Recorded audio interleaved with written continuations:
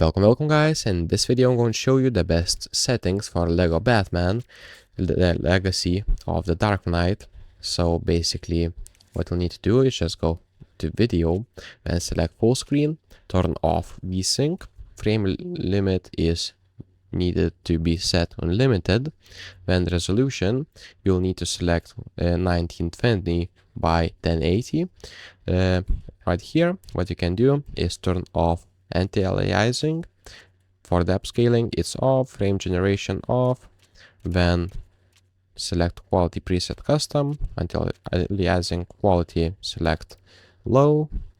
Then what you'll need to do is select lighting quality low, shadows medium, view distance epic, streaming distance medium, textures medium, and right here for the distance field ambient occlusion just select low, Lego mesh quality select epic, for the effects select medium, reflections you can turn it off or just for the low, for the post-processing just select off, and population quality select medium.